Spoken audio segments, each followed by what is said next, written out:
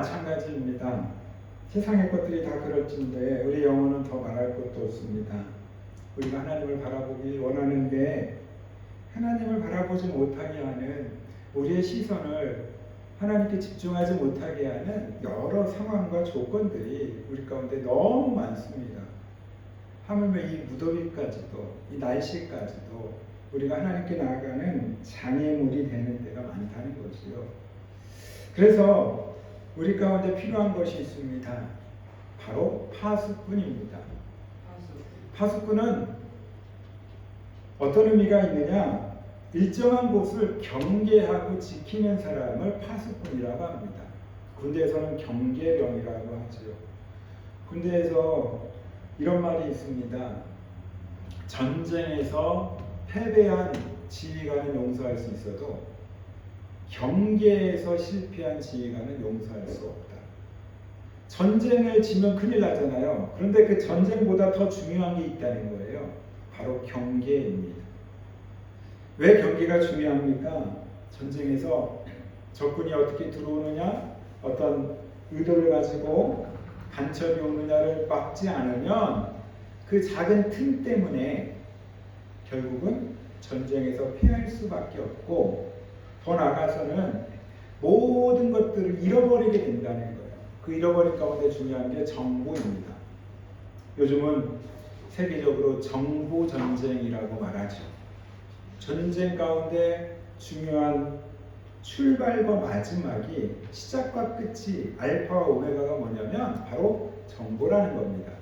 정보 때문에 전쟁을 할 수 있고 정보 때문에 전쟁을 끝낼 수도 있기 때문입니다. 그래서 각 나라에서는 정보를 다루기 위한 여러 가지 나라에서 조직을 만들죠. 뭐 미국의 FBI부터 해가지고 한국에도 국가정보원이 있고 일본에도 정보원이 있습니다. 이스라엘은 모사드라고 하는 정보국이 있습니다. 세계적인 정보국입니다. 수많은 정보들을 이 모양 저 모양으로 얻게 됩니다. 정보 전쟁이 그만큼 중요하기 때문입니다. 여러분, 파수꾼을 세운다고 하는 말, 특별히 영적인 파수꾼을 세운다고 하는 말은 우리의 영적인 정보를 지키는 겁니다. 더 나아가서는 우리가 영적 싸움을 하기 위하여 사탄과의 싸움에서 사탄을 알아갈 때 그 전쟁에서 승리할 수 있게 된다고 하는 것입니다. 여러분, 제롬 데이비스 실린저라고 하는 사람의 소설이 있습니다. 호밀밭의 파수꾼이라고 하는 소설 책이에요.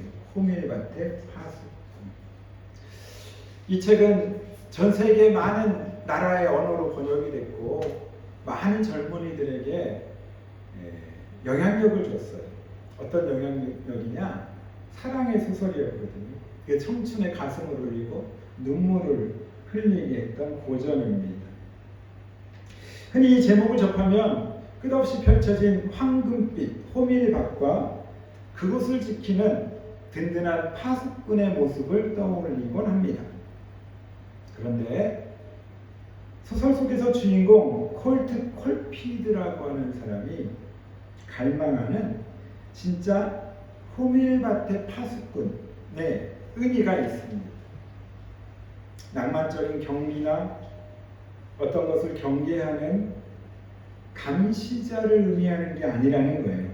이는 단순한 직업이나 임무를 뜻하는 것이 아니라 때묻지 않은 순수함을 간직한 존재로서 현실들을 바라보며 자신을 지키기 위한 파수꾼을 말하고 있어요. 다른 말로 말하면 우리 인생 가운데 나도 모르게 걸어가는 그 길이 절벽으로 떨어지는 길이 될 수도 있다는 거죠.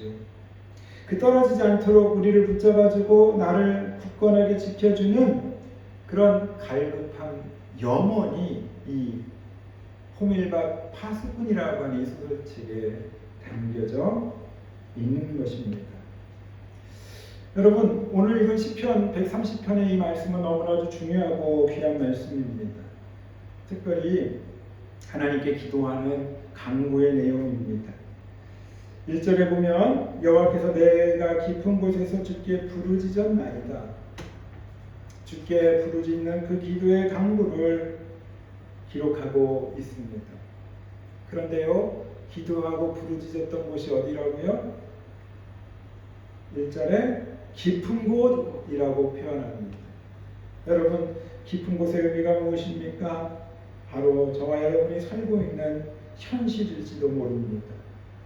얕은 곳, 표면에서 주님을 부르짖는 게 아니라 저 깊은 곳에서, 깊은 곳은 보이지 않습니다. 앞으로 갈지 뒤로 갈지 어디로 갈지 앞이 막막한 곳입니다. 한번 떨어지면 내려오기 힘든 곳입니다. 더 빠져나오기 힘든 곳입니다. 우리가 이렇게 말하잖아요. 나는 바닥을 쳤습니다. 그 말은 무슨 말입니까? 내 인생의 바닥을 쳤습니다. 더 이상 내려갈 곳이 없다라고 선포하는 거예요. 근데 알고 보니까 뭐예요? 내 인생에 지하가 있었다는 거예요. 그라운드가 아니라 베이스먼트 바닥을 뛰어넘어서 지하까지 떨어지는 그런 아픔을 경험하는 그런 고백을 의미하는 것입니다. 여러분, 깊은 곳에서 기도하는 것은 당연합니다.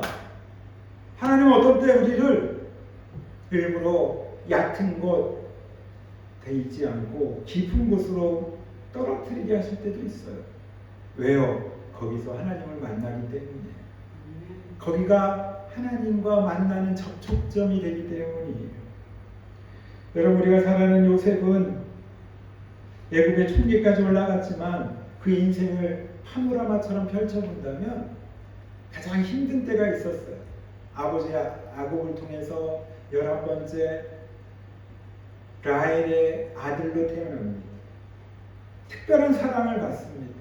아버지 야곱이 특별히 사랑했어요, 요셉을. 그래서 어렸을 때 뭘 입혀요? 채색옷을 입혀요. 채색옷이라고 하는 의미는 제일 좋고 비싼 옷이라고 하는 의미입니다. 그 가정에서 가장 귀한 자녀들에게 입히는 옷이었다고 하는 거지요. 요셉은 그렇게 행복한 시간을 보내고 있었지만 결국 형들의 시기에서 어떻게 됩니까? 구덩이로 들어가잖아요. 구덩이에 빠집니다. 그래서 형들이 죽여서라도 내 시기의 마음을 풀겠다고 말해요. 가장 깊은 곳에 떨어졌던 요셉입니다. 그런데 그 형 가운데 베냐민이 생명, 목숨만은 손대지 말자. 그래서 어떻게 합니까? 구덩이에서 나와서 바로 애굽의 상인들에게 팔리게 되지 않습니까? 다른 말로 말하면, 지금의 의미로 말한다면 형들에게 인신매매를 당한 거예요. 얼마의 돈을 받고 동생을 팔아먹은 형이에요. 얼마나 힘든 마음의 고통과 아픔이 있었겠습니까? 그런 요셉의 삶, 그러나 하나님께서는 그 깊은 곳에서 하나님을 만나게 하시고 가장 높은 애굽의 총리까지 올려주십니다. 사랑하는 여러분, 그렇습니다. 2절에 보면 이렇게 기록하고 있어요. 우리 한번 본문 2절 같이 읽어볼까요? 시편 130편 2절 시작. 주여 내 소리를 들으시며 나의 부르짖는 소리에 귀를 기울이소서. 가장 깊은 곳에서 외치는 그 소리, 그 부르짖음, 거기에 내 모든 것들을 하나님 걸겠습니다. 하나님 아시지요? 하나님, 제 간구의 소리에 귀를 기울여 주옵소서, 들어 주옵소서. 그 말은 무슨 말입니까? 내 상황을 아시고 내 기도에 응답하옵소서라고 하는 의미지요. 여러분, 우리 가운데 기도의 제목이 있습니다. 간구의 소원들이 있습니다. 또한 내 기도뿐만 아니라 우리의 중보의 기도가 있습니다. 그 모든 것들을 하나님께 기도할 때마다 우리는 또한 이렇게 기도하잖아요. 하나님 주옵소서, 주옵소서. 그래서 어떤 미국에 있는 목사님이 한국에 왔는데요. 기도의 시간에 참석했는데 이곳저곳에서 다 주옵소서, 주옵소서, 주옵소서 하는 거예요. 나중에 물어봤답니다. 주옵소서가 뭐냐고. 어떤 사람은 주시옵소서, 주옵소서를 넘어서 주시옵소서는 뭐냐. 뭐 우리가 너무나 잘하는 겁니다. 우리는 늘 하나님 앞에 기도합니다. 내가 하나님 앞에 드리는 것보다 하나님으로부터 뭔가를 받기를 소망합니다. 여러분 이런 영어 글자가 있잖아요. 영어 good이라고 하는 G-O-D, G-O-D, 굿모닝, 뭐 good afternoon, good evening 할 때 good. 거기서 G-O-D는 뭡니까? 하나님입니다. God, 영어로 G-O-D. 저것에서 하나님을 빼면 어떻게 돼요? 영만 남는다는 거예요. 예, 영. 그죠? 거꾸로 아무것도 없는 영이지만 하나님을 더하면 G-O-D가 되면 그것이 되지. G-O-D. 여러분 우리 인생은 뭔지 아세요? 소문자 G-O-D를 대문자 G-O-D, 그러니까 하나님으로 바꾸는 인생이에요. 믿는다는 건 뭡니까? 많은 신, 여러분 소문자 G-O-D는 신들을 말합니다. 하나님 외의 모든 신, 잡신부터 해서 우상부터 정령숭배, 뭐 다른 뭐 이단, 사이비까지 모든 하나님 외의 신을 G-O-D라고 합니다. 물론 일본에서는 그걸 참 구분을 잘 안 하죠. 그냥 가미사마 이렇게 얘기하는데 가미가미라고 신들이라고 표현하면은 소문자 G-O-D를 대문자인 G-O-D, 오직 한 분이신 하나님, 창조주이신 하나님의 이름으로 받아들이고 바꾸고 믿음으로 고백하고 선포하고 그 말씀 붙잡고 사는 것이 뭐다? 신앙생활이다. 그 신앙생활을 잘하기 위해서 뭐가 필요하다? 오늘 제목처럼 영적 파수꾼을 세워야 합니다. 영적 파수꾼의 의미는 바로 시편 127편 1절에 나오는 말씀이에요. 우리 주보에 있습니다. 한번 같이 읽을까요? 여호와께서 시작. 여호와께서 집을 세우지 아니하시면 세우는 자의 수고가 헛되며 여호와께서 성을 지키지 아니하시면 파수꾼에 끼어 있으니 헛되도다. 그렇습니다. 하나님께서 지켜주지 아니하시면 G-O-D 대신 유일하신 창조주 하나님께서 우리를 지켜주지 아니하시면 파수꾼에 끼어있음의 의미가 없어요. 그 말은 다른 말로 말하면 내가 나를 지킬 수 없다는 거예요. 특별히 영적인 것은 더 그렇습니다. 우리 영혼을 사탄은 가만두지 않아요. 넘어뜨리려고 하고요. 시험하려고 하고요. 하나님과 가까이 가는 것을 징글징글하게 싫어해요. 하나님과 멀어진 걸 너무너무 좋아하는 게 사탄의 계략이고 사탄의 본성이에요. 그 사탄과 우리는 영적인 싸움을 합니다. 그래서 영적 파수꾼이 우리 가운데 반드시 필요하다는 거예요. 우리가 이 본문의 6절 말씀 보면 이렇게 말합니다. 우리 한번 읽어볼까요? 6절 시작. 파수꾼이 아침을 기다림보다 내 영혼이 주를 더 기다리나니 참으로 파수꾼이 아침을 기다림보다 더하도다. 무슨 말씀이에요? 여러분 파수꾼은 일본말로 보니까 요마와리라고 말해요. 요마와리. 밤을 돈다는 말이죠. 그러니까 경계한다는 말은 도는 거예요. 파수꾼은 그 자리를 지키며 도는 거예요. 자리를 돈다는 의미도 있지만 눈을 고개를 돌리면서 지키는 거예요. 그걸 지킬 때 그곳이 안전하게 돼요. 그 파수꾼이 지키는 시간은 언젠가요? 밝을 때? 그때는 잘 안 지켜도 돼요. 왜? 적군이 침투하지 않아요. 다 보이니까요. 발견되면 큰일 나잖아요. 죽을 수도 있잖아요. 그래서 대낮에는 적군이 뭐 첩자가 들어올 일이 별로 없어요. 무슨 말이냐? 우리 인생에서 무언가가 잘 나가고 잘 될 때, 잘 풀릴 때는 영적인 파수꾼을 잘 안 세워도 돼요. 왜? 우리가 하나님 잘 믿으니까. 믿는데 어려움 없으니까. 밤이 되잖아요. 그때부터 진짜 파수꾼의 역할이 필요해요. 우리 인생의 깊은 밤, 깊은 곳, 그때 정말로 영적인 파수꾼이 필요하다는 말이에요. 저녁부터 경계 근무를 군대에 가서 쓰잖아요. 저도 보초를 설 때 지금도 생각나는 두 가지가 있어요. 첫째는 군종병들이 본초 쓰고 있으면 후레쉬를 들고 와요. 밤 12시, 밤 12시, 1시 정도 되면. 뭐 갖고 오는지 아세요? 초코파이를 갖고 와요.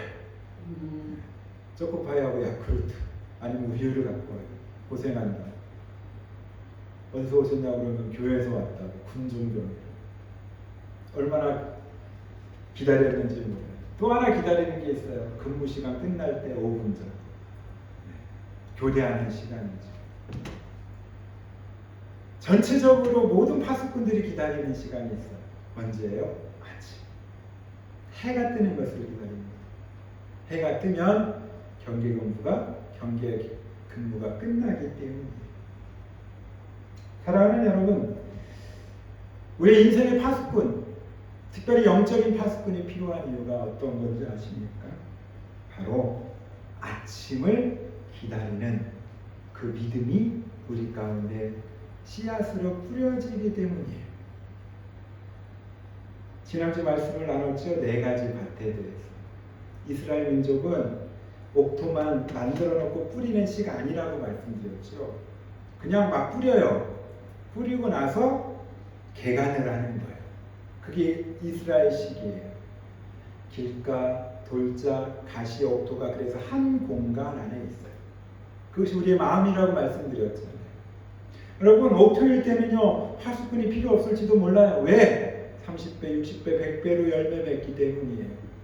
그런데 길가에 떨어진 씨가 새에 의해서 새가 그것을 그냥 먹고, 돌짝에 떨어진 씨가 뿌리가 깊지 않아서 돌 때문에 뿌리를 내리지 못해서 말라졌고, 가시덤불에 부러진 씨가 주변에 있는 잡초 때문에 햇볕을 받을 수 없는 그런 상황들을 경험하면서 말라갈 때, 힘들어갈 때, 열매가 없을 때 그곳이 바로 깊은 곳이고 그곳이 바로 하나님을 만나는 곳이라는 거예요.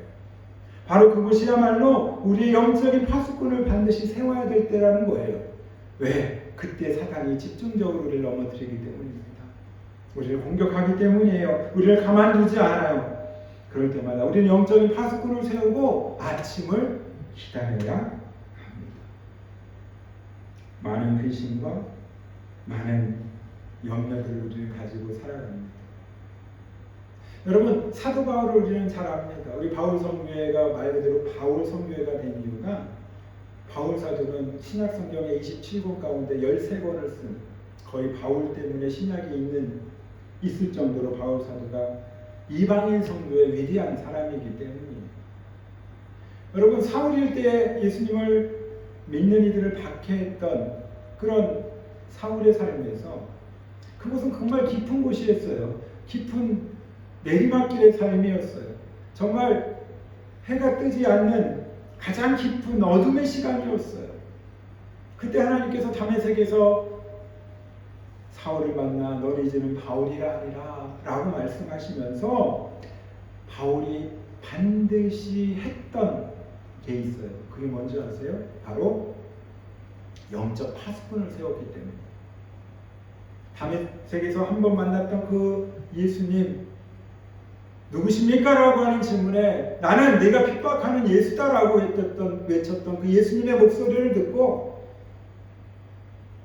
아멘, 믿음으로 받아들이고 그것으로 끝난 게 아니라 그 믿음을 지키기 위해서 영적 파수꾼을 세웠던 바울이에요.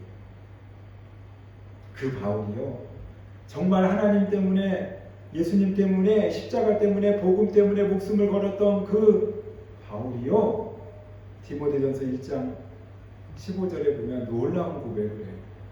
그게 뭔지 아세요? 나는, 따라서 해볼까요? 나는 죄인 중에 괴수다. 죄인 중에 괴수다. 좋은 말입니까? 나쁜 말이죠. 죄인 중에도요, 등급이 있다는 거예요. 교도소에 가면 사형수가 있고 무기징역이 있고 뭐 몇십 명 이렇게 형벌이 있는 것처럼 그 사형수나 뭐 몇 년 징역을 사는 사람들이 왜 나눠져 있습니까? 왜 독방에 사형수를 놓습니까? 그만큼 무거운 죄이기 때문이지. 우리 몸으로 말하면 괴수라고 하는 말은 머리라고 하는 뜻이에요. 죄인 중에 머리 같은 죄인이다. 맨 꼭대기에 있는 죄인이다. 그래서 일본어 보면은 찌미비토노 카시라라고 말해요. 카시라. 카시라라고 하는 한자가 머리 자를 쓰잖아요. 머리다. 죄인 중에 머리다. 괴수라고 하는 말은 그런 의미입니다. 스스로를 그렇게 낮추어서 고백합니다. 스스로를 그렇게 표현합니다. 왜요? 그렇게 하는 것이 영적 파수꾼을 세우는 것을 사도 바울은 알았기 때문입니다. 나는 이렇게 복음을 전하고 있어. 나는 사울일 때는 예수님을 믿는 이들 핍박했지만 이제는 아니야. 나는 바뀌었어. 내가 그래도 사도 바울이야. 라고 자기를 우쭐대거나 자만하지 않았어요. 늘 나는 죄인 중에 괴수입니다. 나는 죄인 중에 왕입니다. 톱입니다. 라고 했죠. 의인 중에 최고가 아니라 죄인 중에 최고라는 거지. 시편 본문에 4절을 보면 이런 말씀이 있어요. 우리 한번 4절 같이 읽어볼까요? 4절 시작. 그러나 사유하심이 주께 있음은 주를 경외하게 하심이니. 자, 그러나 사유하심이라고 하는 이 말은 생각한다는 그런 의미가 아니고요. 용서하시는 유르시데 구다사루 같다라고 하는 일본말로 표현되어 있습니다. 용서해 주시는 분, 그 분이 주님이시기 때문에 주를 경외하는 것이 당연합니다 라고 표현하고 있어요. 그렇습니다. 오직 우리를 죄에서 구원할 분은 예수님이심을 믿으시기 바랍니다. 오직 예수님만이 우리를 십자가 사건을 통하여 보혈의 능력으로 구원하신 유일한 구세주이심을 여러분들이 믿으시길 간절히 바랍니다. 그 믿음 때문에, 그 경외함 때문에 나오는 고백이 있어요. 바로 5절의 고백이에요. 우리 5절 같이 볼까요? 나도 시작. 나도 내 영혼은 여호와를 기다리며 나는 주의 말씀을 바라는도다. 아멘. 영적 파수꾼을 세운 사람의 고백이에요. 나도 내 영혼은 여호와를 기다리며 누구를 기다려요? 여호와를 기다려요. 누가요? 내 영혼이 나는 주의 말씀을 어때요? 바라나이다라고 하는 말은 마치 노조 갈망하는 거예요. 그냥 기다리는 정도가 아니라 입을 크게 벌리고 말씀 앞으로 나가는 자예요. 말씀대로 순종하는 자예요. 말씀 붙잡고 씨름하는 자예요. 그럴 때 하나님께서 주시는 축복이 있어요. 바로 마태복음 6장 25절, 26절이에요. 우리 지난주에도 봤는데요. 주보에 보겠습니다. 그러므로 시작. 그러므로 내가 너에게 이르노니 목숨을 위하여 무엇을 먹을까, 무엇을 마실까, 몸을 위하여 무엇을 입을까 염려하지 말라. 목숨이 음식보다 중하지 아니하며 몸이 의복보다 중하지 아니하냐. 공중의 새들보다 치지도 않고 거두지도 않고 창조에 구하지도 아니하되 너희는 아버지께서 기르시나니 너희는 이것들보다 귀하지 아니하냐. 아멘이십니까? 아멘입니다. 여러분, 나이가 들면 바뀌는 게 몇 가지가 있잖아요. 우리 인생의 육체의 어떤 갑자기 노화가 오는 그래프 가운데 하나가 예를 들면 뭐 48세, 뭐 60세, 뭐 73세 뭐 이런 그래프가 있어요. 그때가 되면 갑자기 사람이 늙는다는 거예요. 늙는다는 게 뭘까? 육체가 쇠잔해진다는 게 뭘까? 육체가 쇠잔해진다고 하는 거, 약해진다는 거예요. 그 말은 영적인 의미로 해석한다면 내 것들을 비우는 거예요. 내 것들을 나그나로 없애게 하는 거예요. 그걸 얼마나 없애느냐에 따라서 그 사람의 삶의 질이 결정이 되더라고요. 여러분, 그 가운데 나이가 들면 바뀌는 것 가운데 식습관이 있잖아요. 나이가 들면 양이 먼저일까요? 질이 먼저일까요? 질이 당연히 질이 문제예요. 그죠? 맞아요. 저도 이렇게 한국에서 이렇게 일본 오시는 분들, 젊은 이들은 뷔페를 가면 좋아해요. 많이 먹을 수 있으니까.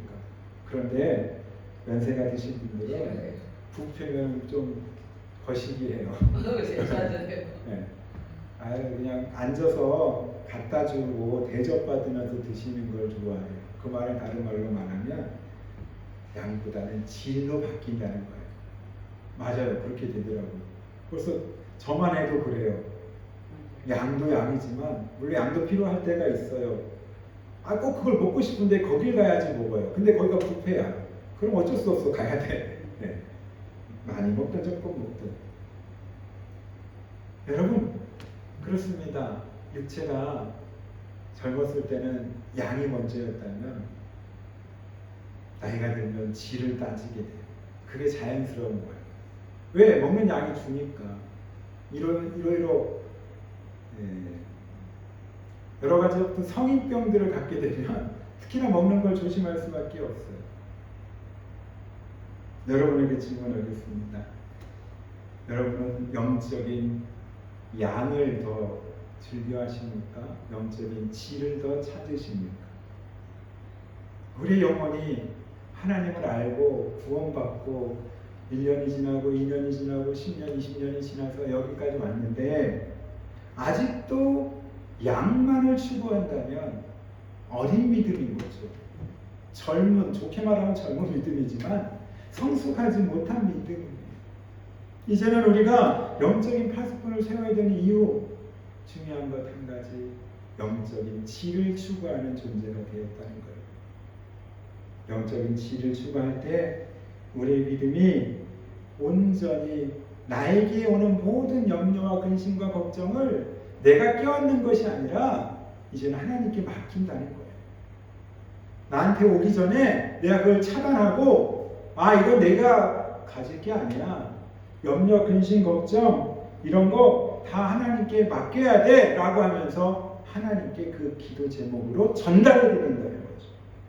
그게 바로 영적인 파수꾼을 세우는 또 다른 중요한 이유입니다. 우리 빌립보서 4장 6절 7절 유명한 말씀이죠. 우리 같이 한번 읽어볼까요?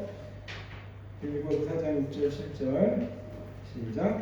아무것도 염려하지 말고 오직 모든 일에 기도와 간구로 너희 구할 것을 감사함으로 하나님께 아뢰라. 그리하면 모든 지각에 뛰어난 하나님의 평강이 그리스도 예수 안에서 너희 마음과 생각을 지키시리라. 아멘. 그렇습니다. 염려하지 말래요. 하나님께 기도와 간구로 아뢰래요. 내 것으로 세우는 게 아니라 소유하는 게 아니라 근심과 염려는 하나님께 아뢰는 겁니다. 고백하는 겁니다. 기도하는 겁니다. 선포하는 겁니다. 그때 하나님께서 우리를 지키신대요. 하나님께서 천사들을 통하여 영적 파수꾼을 세워주신다는 말이에요.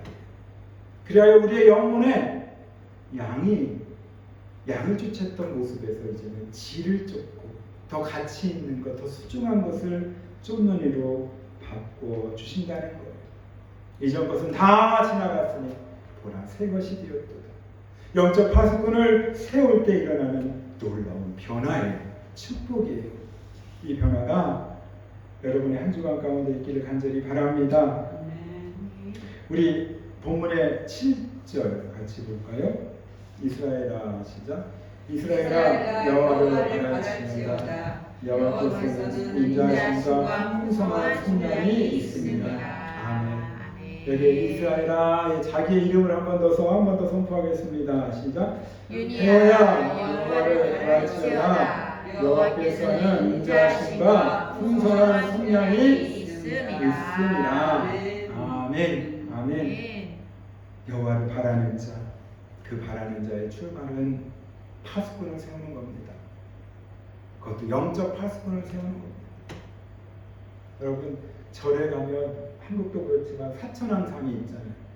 일본도 절에 가면 있습니다. 여기 나리타 신문사에도 절을 지키는 사천왕상이에요. 그들은 그렇게 믿었어요. 그 조각으로 만들어진 그 어떤 것이 나무 떼기가 그 절을 지킨다. 그들의 신앙이었어요. 그래서 그걸 만들어 놓습니다. 아프며 그들도 그럴진데 사랑하는 여러분, 믿음의 삶을 사는 저와 여러분들이 하나님이 세워주시는 영적인 파수꾼을 통하여 여호와를 바라며 나아가는 삶 가운데 인자하심과 풍성함으로 여러분의 모든 것들이 채워질 수 있길 간절히 바랍니다. 아멘. 무더위 가운데 삽니다. 무덥지만 추운 겨울을 생각하시면서 하루하루 감사함으로 견디시기 바랍니다.